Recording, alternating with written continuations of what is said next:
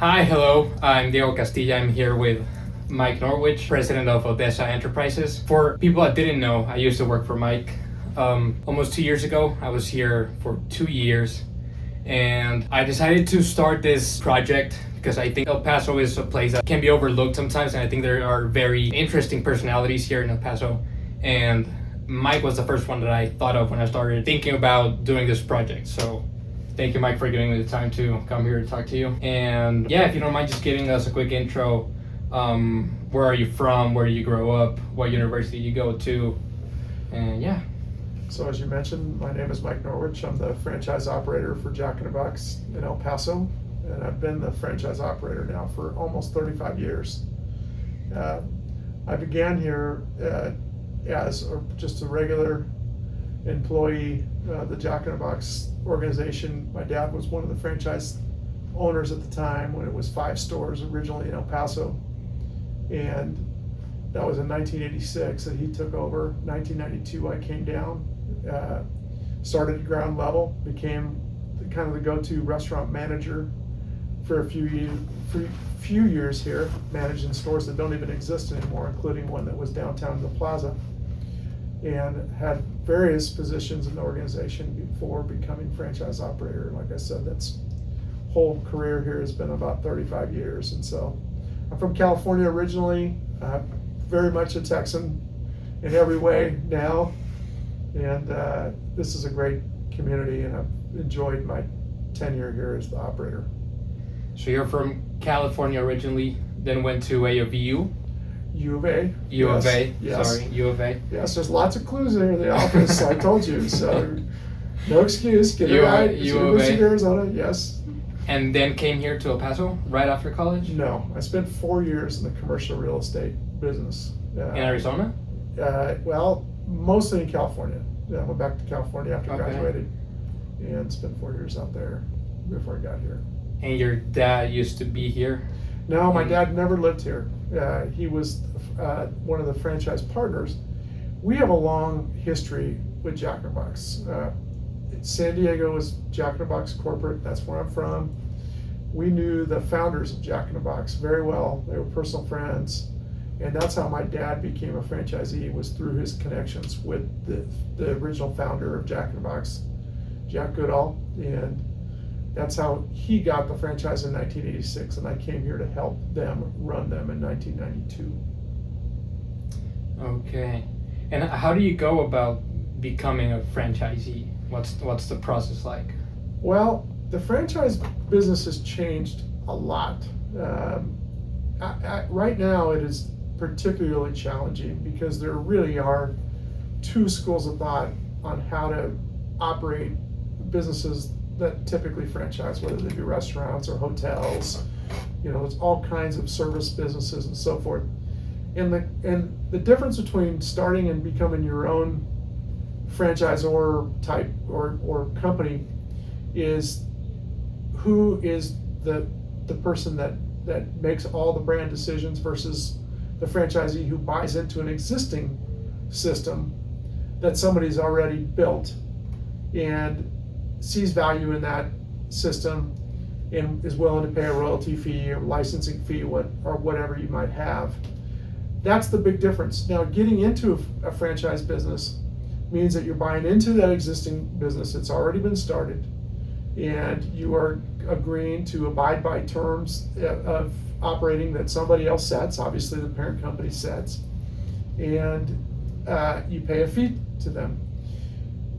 Getting involved, it takes money, obviously. It takes some money. Sometimes there's a big investment, sometimes there's not a big investment. But to me, what's made it more challenging over the last few years is it's gotten more expensive to get into franchise businesses, and they're not always delivering what they should be delivering. And it's hard to know how to distinguish between what's a good franchise and what's not. And how do you get involved? Which one do you? Well, I've kind of matriculated into it because my dad had already got the ball in place with the 5 original stores. We're at 15 stores now. We've been as high as 19 stores because we developed the Permian Basin and since had divested ourselves and sold the Permian Basin.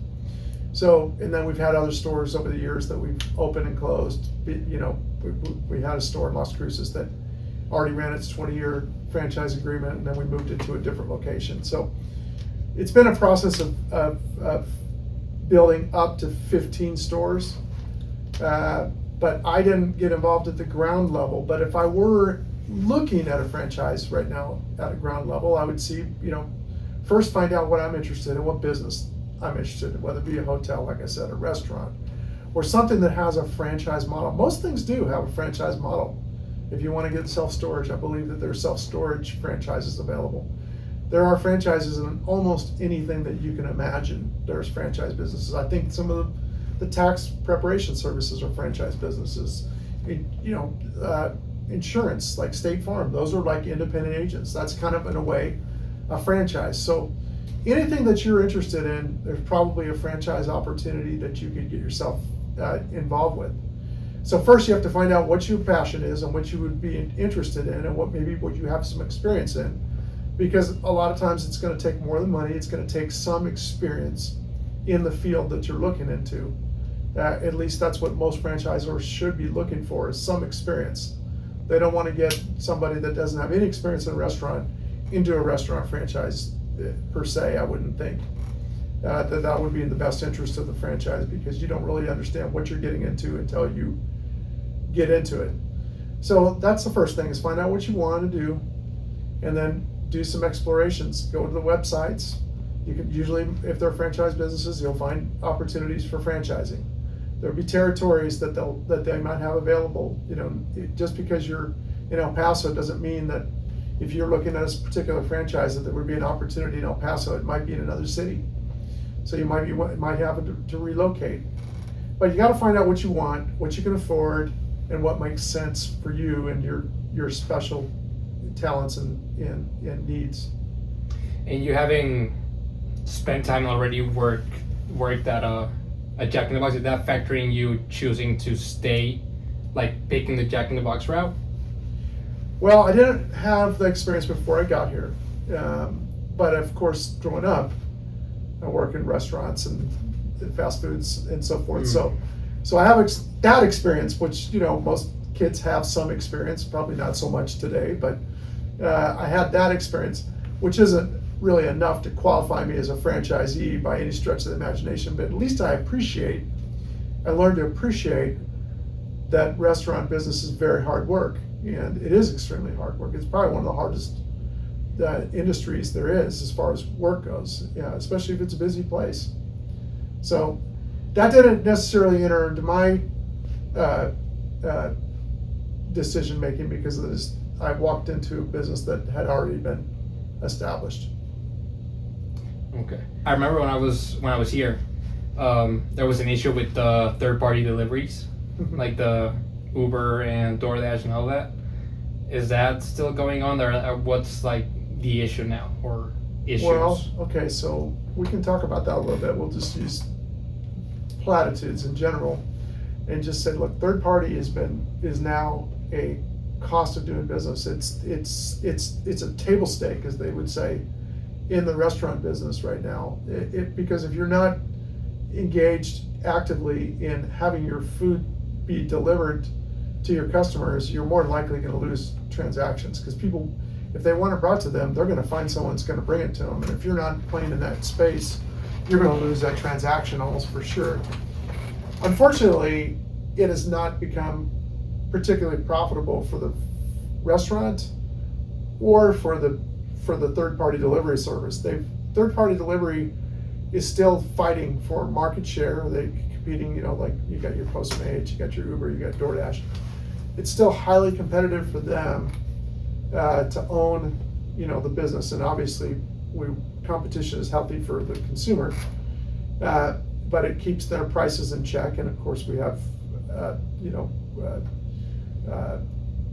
we've got laws against monopolies and companies being monopolizing markets. So you have to have more than one player. Obviously, you can't not have more than one player.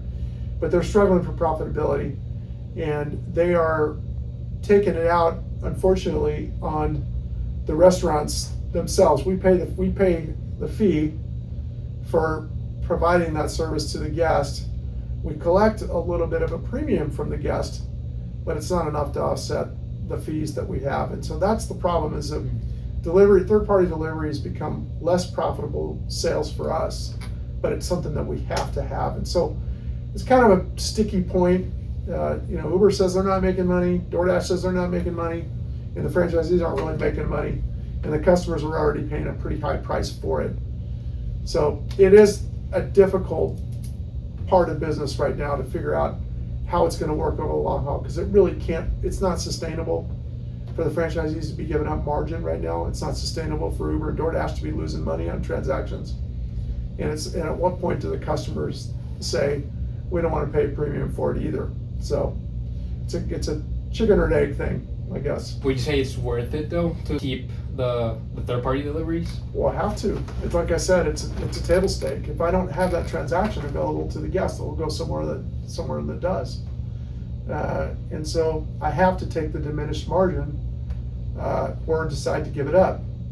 But it's barely profitable for us. It's less profitable than if a customer comes into the restaurant, and they don't pay as much when they come to the restaurant either, because they're not dealing with the delivery fee that they have to pay to have something delivered to their house. It is less expensive if you come to a store, and I make more money. So it's a better proposition all the way around if you come to us than for us to go to you. But it is a table stake, and you have to have it. And here's another thing that I'm very interested about. Because if I remember correctly, when you started, you bought the first store or the first two, right? Or am I wrong? I built the new stores here in El Paso. I built them. We didn't develop until I got here. And so. But when you first got in, didn't you buy? No, my dad had the five. Location? My dad had the five original and built 5. Oh, okay. Yeah. And how do you go? But the first new one that I built was down here in 2004. Which one was it? Right here. Oh, this one? Yeah. Okay. Yeah, the rest of the stores were existing, or my dad built them before I got here. Okay. Yeah. And then how do you go about building? Do you reach out to corporate and they give you a location? Yeah, no. And I have a little bit different situation than most franchisees, because most franchisees are operating in what we call mixed market, where they have more than one franchisee in a market. And here I'm an independent market. There's no other franchisee here and company's not here. So in other words, I could basically submit any site here that I wanted to corporate, and they would give me a thumbs up or a thumbs down and say that's an approved site for you to build a store. I've got a fairly decent understanding of market points and where strategically the best opportunities for us would be. So I haven't had them dispute any of the locations that I've submitted over the years, and I don't expect that they would have any dispute with any of the sites I submit. But that's the way I do it. I find a site, I would submit it to them, and they would make me sign a development agreement, pay a fee for that, and then I can begin the process of designing and getting a store built and opened. And do you have someone scouting locations for you, or do you do that yourself? I do it myself. I do a lot of my own things here, for good or bad. Wear a lot of different hats. Yeah, I still remember to this day. It's kind of, I don't know why I remembered it so much, but I remember one time we were here at your office when I used to work here, and there are still a lot of things that I want to learn myself about everything, and it's kind of, I don't know, it's kind of scary sometimes to venture into things that you're not, you don't know about that much. And it's kind of stupid, but I remember you told me that everything you learn about accounting, it's pretty much self-taught. Well, yeah, that accounting was interesting because I kind of found myself in the leadership position here after a few years of running restaurants and not really understanding the business. Obviously was not doing very well at the time, and we were a very small operation in general, and needing to have a better understanding of accounting that went beyond my education from the University of Arizona. And so I immediately enrolled in the same classes I'd already taken at University of Arizona like 5 or 6 years previous. I took them all again because it's one thing when you're going through and getting your degree to try to make sure you're doing the best you can and get as good a grade as you can, although I probably didn't get a very good grade at Arizona. But then all of a sudden when you need a particular skill set and you're desperately trying to learn, so I went back and I re-enrolled at UTEP and retook the same classes I took already at Arizona. So yes, that's the recollection that you have. Yeah. So but I was very eager to learn at that point, much more eager than I was when I was in school the first time. So I did very well. Going back to the building and location scouting topic, how do you pick what about the locations make you say like, okay, this is a good spot? So sure. I remember when I was here, the one you built was in Horizon. Mm-hmm. And I mean, in my opinion, Horizon is still developing. It is developing, yeah. It's not a city per se. It's still in the process of becoming a city. What about it make you think like, oh, this could be a good location? Well, I think for me, being a smaller operator, and I am, by the way, the only locally owned franchise of the QSR industry in El Paso, by the way. There are a few franchises here, but they're owned by out-of-town companies. McDonald's is company owned, Whataburger is company owned. The Burger King franchisee doesn't live here, the Wendy's franchisee doesn't live here. So I'm the only one that lives and operates in El Paso. And for me, looking at locations, Horizon, as an example, was underserved. They didn't have any location out that way. It was far enough away from my next closest store to where I knew that it would not cannibalize sales or take sales away, or we call it sales transfer, from the next nearest store, because it was very independently situated, far away from my closest stores. And so that was important. And as you pointed out, it was a very growing area. And I think that there's a lot of growth pattern around the particular site that we chose and developed on. So at some point, that will become more mature of an area. It will continue to grow from a residential, we call it rooftop scenario.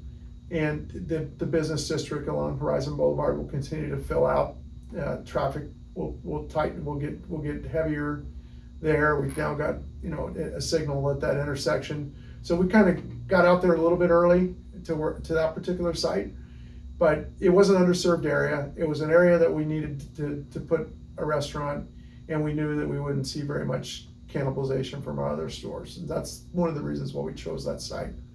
But in general, things that I look for are, high visibility, really good ingress and egress. It got to be lots of easy ways to get in and out of a location. And I have a few that I've made some mistakes on that have not panned out to be as accessible as I want them to be. And probably over the next few years, I'll probably make some adjustments as leases come up and so forth, to look for alternate sites that might be more suitable for accessibility, which is really, really important. So visibility, ingress, egress, those are all really critical things. And then of course, where they fit into your overall map of where your stores are. Now our trade areas are getting a little bigger too because of third party and mobile. People can order or have it delivered, and so they don't have to be so close to the stores they used to, right? So those are all things that factor into location and the sites we select. And as of right now, how many stores are there? 14? 15. 15? Yeah. 12, 13 in El Paso and 2 in Las Cruces? Yes, 2 in Las Cruces, yeah. And how do you pick, does corporate provide suppliers, like the food suppliers? Yes, so, and that's, we have a supply chain committee at Jack in the Box. I'm on that committee, as a matter of fact. So, yes, there's a list of people that supply, hamburger patties, French fries, stuffed jalapenos, tacos. We have manufacturers that provide all that to central distribution centers across the country. And from those distribution centers, they supply those distribution centers. The distribution centers distribute out to us. But Jack in the Box does own the spec. They decide what goes on the menu. They source it, and they send it to the DCs, and we buy it from the DCs.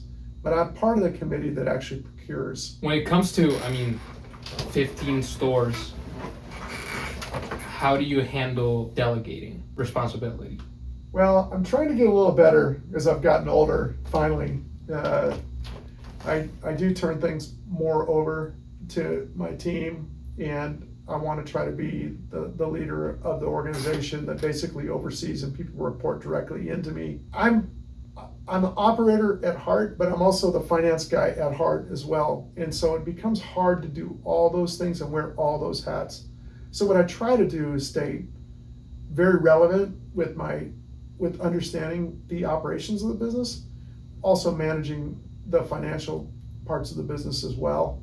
But I have to delegate the operations to other people, and I have to delegate the financial management to other people as well. But I like to oversee it all. I'm doing a little better job of putting more on my team's plate to help me with, and I probably have controlled more stuff. But as you know, being an intern here, I do enjoy, it takes time sometimes to educate somebody and try to explain to them what it is that you're trying to get them to accomplish. But they have to be able to see the big picture. They have to see how things fit into the overall scheme of the operation. If I send you on some mission and it's only a small piece of the whole pie, it's more mysterious to you than if I explain to you how it fits into the overall piece of what I'm asking you to do. And so it takes time sometimes to delegate, but it's a good art that I'm just really learning after 35 years to get better at. Yeah, and I remember when I was here, it was my first office job ever. And so I remember when I did calls or whatever task I had, it really instilled in me the follow up versus follow through. And then, because I remember I did something and then I came back to you and you were like, okay. And then, where are we with this? Yeah, to factor in obstacles or like to think in the future about what we could do if something comes up or what. It's like contingency planning. Yes, exactly. Well, I'm probably over analyze, and sometimes I'll overthink the what ifs. But that's just my mentality. Not everybody is that way. A lot of people are way more just go for it and let the consequences be what they are. But I'm always thinking about what the outcomes could look like and how to deal with those outcomes before we go forward with something. And I probably do that a little too much, and I'm trying to get a little better at that and be a little bit more resolved to just plow forward and just be willing to deal with the consequences if they come. But my mentality is, and I think this is what you're trying to reflect, is that I always say, if I do A, this is what the outcomes could be. It could be 1, 2, 3, and I want to be able to deal with 1, 2, 3. But really, I'm trying to get 1. Number 1 is what I'm trying to get, but 2 and 3 could be the outcome. And if 2 and 3 become the outcome, then I want to deal with 2 and 3. And I think I should just focus on, but I'm going to go for number 1, and if number 1 doesn't work out, I'll worry about 2 and 3 later. But I try to worry about 2 and 3 now. That's my problem. Yeah, I just thought of a great example. For example, uniforms. Okay. When we were getting uniforms, you were like, okay, let's get a quote for 200 shirts. Yes. And then I asked, came back, and then you were like, okay, well, what's the price break? What if we get like 300 or 400? Right. We'll get a discount. Right. And then I guess trying to find solutions to future problems before they happen. Yeah. So to speak. I think so. That's probably just more of an example of me understanding that there are ways to get better pricing, because I've done this for so long, and I know that the more you offer somebody, the better the opportunity it is to negotiate something better with people. If you do one-offs with people, if you're not creating long-term relationships, if you're not really getting them engaged in something that is really profitable for them, you don't have a lot of negotiating ability. And I think in that particular regard, that's just a very simple example of how you can leverage buying power into better opportunities for you. And that's just one example that you gave there. And then circling back to the delegating part, what do you look for that makes you think someone will be a good store manager? Well, I can tell you right now that we have only been successful in people that have come up in our organization. So that being the case, I'm never really having to look for somebody outside the organization. Our instinct has always been, and our inclination has always been, to go with somebody that we already know, right? Somebody, and that's going to be somebody that every one of our managers is probably started as a regular team member, and that's what we're looking for. But in general, if you want characteristics, okay, a sense of responsibility, hard work ethic, somebody that works hard, somebody that's very hungry to lead and be a leader. Those are things that really make good managers. People that are organized. Organization is really big, because this is a kind of game that you can really get swept up into handling things yourself and not delegating very well. And I was really bad at this when I was a restaurant manager. And what it really meant was I had to work like 80 hours a week, because I spent so much time doing stuff that I should have delegated to somebody else. And so I think that those are the things I look for. But fortunately, as I say, the talent just kind of comes in through our organization. Having 15 stores, having almost 500 employees, you start seeing talent right away. And we're always looking for talent. I find people at ground level, people that have been with us for 2 or 3 months, that I really get an affection for, because they're really friendly, they're really, sharp, and I automatically think, okay, what do I got to do to try to get this person to move up in the organization? So I'm always looking for that. When it comes to hiring, how hands-on are you? Do you leave that to the store managers, or? Yeah, I leave that to the store managers, and and I think that there's a culture that we that we instill in the organization, and I think that the managers do a good job culturally looking for people to fill those roles that come available. And so I don't get involved with it.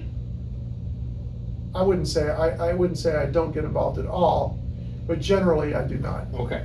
And then just to finish off, I got a few quick questions that will be interesting to ask you. If you had full control, is there something that you would change in the franchise system? Yes, of course. There's a lot of things I would probably more than ever now. I'll be careful what I say, just in case this video becomes material. But yes, of course, I think one of the things, and this is something I would share with corporate, and I have shared with corporate. There are certain things that regionally do exceptionally well in some markets that don't do well in other markets. This has been a market, not surprising, because I'm not surprised at all by the demographic and the customer base here in El Paso. But this really is a market that appreciates the premium products that we offer, and that's not the way it is at all the Jack in the Boxes. And I think a lot of it has to do with the fact that we've remained very price competitive here. I've tried really hard to, this, I looked very hard at competitive pricing, right? And I want to make sure that Jack in the Box is always the best value in town. That's always critical to me. And so that's kept even though the margin pressures are really, really fighting against me right now, my inclination is that I can't pass price along to the guests. And so I've stayed very static, mostly on my pricing the last few years, even though the margin pressures have been really high. That's because I'm trying to stay, the better value than my competition. But because I've done that, people have really liked the premium products that Jack in the Box has introduced. And so I do better with premium offerings. When we offer something that's really high end and really good, a smash burger, for instance, we do extremely well with a product like that. Whereas in a market where they might be more, Jack in the Box might be more priced higher than the competition, and the customer doesn't see the value so much, they may say, "Guy, it's just a little too expensive to buy that product, so I'm going to buy the cheaper item." I'd like to see us lean into premium products more, just because I've done better with premium than other markets have done. So I'd like to see a little bit more autonomy on a market by market basis to have a little more flexibility with the menu offerings. That would be one thing for sure that I would like to see. I could do a lot of other things too. I would change a few things. A lot of things are really good that I would never mess with that are fantastic at Jack. But there are a lot of things that I probably would change if I had full autonomy. Is there a lot of oversight from corporate when it comes to how you manage the branches? Yeah, and I think you want that in a franchisor. You want there to be standards, and they audit us frequently. And they come in, they check and make sure your stores are well run or clean. You've got friendly people, that your speed of service is good. They check those things on a regular basis, and then they send consultants down that help you work around issues that you might have to address some of these concerns. But you want that as a franchisee, because if you don't have that, even though you could be a fantastic operator, the guy down the street, the other operator, might not be a good operator, and you want somebody to make sure that they're holding that operator accountable for running good restaurants. And so yes, you want that accountability from your franchisor, and a good franchisor will make people be accountable, make operators be accountable for maintaining brand standards. You want that. This is kind of like, well, not a personal question, but something that I'm interested in. You used to own Ripe, Yes. right? You sold it. What's the difference, or how different is it operating, I guess, a local restaurant, I guess we could say, to It's a huge. franchise? It's huge, and I love Ripe, and it's a great place, and I'm so glad it's in good hands right now, because those are my people that are running it too. So it's in great hands. But there is a big difference, and I got into it. Really, the reason I got into Ripe in 2014 was because I thought, here's my chance to run a restaurant the way that I want it to be run, right? Not a franchise model, it's an independent model, and I get to make the decisions on how it gets run.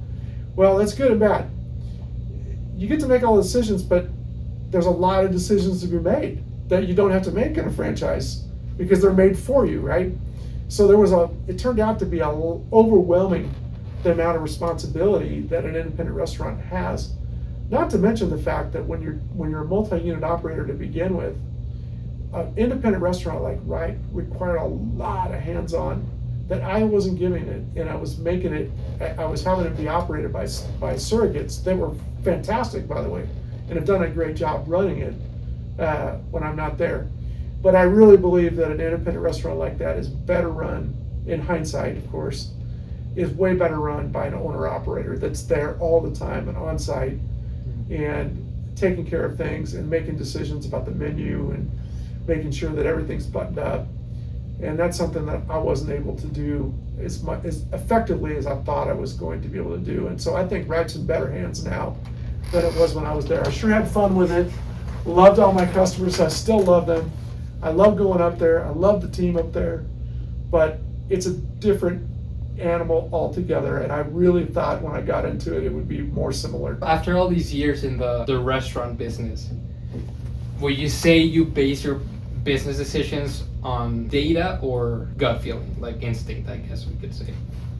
I would say it's probably, it's not completely analytical, if that's what you're suggesting, because I think a lot of it is gut, but it's related, but it's not really unfounded, because I spend so much time in the community, I spend so much time in the restaurants, I spend so much time understanding who our customer base is, understanding who our team is, and so you can make educated decisions based on what you know, okay? That's not necessarily analytics, that's gut to some extent, but it's not completely baseless decision making, because you do have experience and 35 years of experience in the community, in the market, understanding the market. Yes, it seems like it might be theoretically gut because it's not driven by analytics, but it has some foundation to it because of the experience I have in the market. I think when you get experience, I think it's more educated than just gut. Okay, and then last question to finish off. After 35 years, if you could go back in time, would you still get into the same business, or would you have picked something else? Well, the business has been great to me and my family, and I have made some amazing friendships and a lot of relationships in the community from it. So I would say I would do it all over again for sure. There's definitely been some things that I probably would have done differently, but I don't really have any regrets. I mean, I could have been a lot larger operator. A lot of franchisees got really big, but a lot of those guys that have big operations have big problems too. And so I'm right-sized, I think, for me, and I feel very blessed. And I would do it again. I will give you an example of this. I did the math on this because I was at a store the other day, and through the drive-thru, one of my former employees came through the drive-thru, and this person, I didn't realize had been gone for like 14 years, but I do remember the young lady. And I thought to myself, this is not the first time that I run into people that have worked for me over 35 years. If you figure you have 500 employees, right, and there's a fair amount of turnover in the QSR business, I think I've figured out that I may have had 10 or 15,000 employees in any given, over the years. And those people, many of them stay in El Paso. So everywhere I go, I find people that tell me that they used to work for me, and that's kind of a blessing and a redemption, especially if they tell me they had a good experience and they remembered me. And I try to remember them too. I frequently do remember quite a few of them, but that's been a blessing. Yes, I would do it all over again. That's great. And as you said, yeah, I worked here for 2 years or almost 2 years, and every time I saw Mike go into the store or something, I saw the staff smiling, hugging him, laughing with him. Mike's an amazing boss. And if you're in the El Paso area or Las Cruces, go try the Jack in the Box restaurants. They're great, managed by a great person and a great boss. And thank you so much, Mike, for giving me the time to come and talk to you and ask you some questions, just to pick your brain a little bit. Thank you so much. Well, it's my pleasure. Thanks, Mike. Thank you.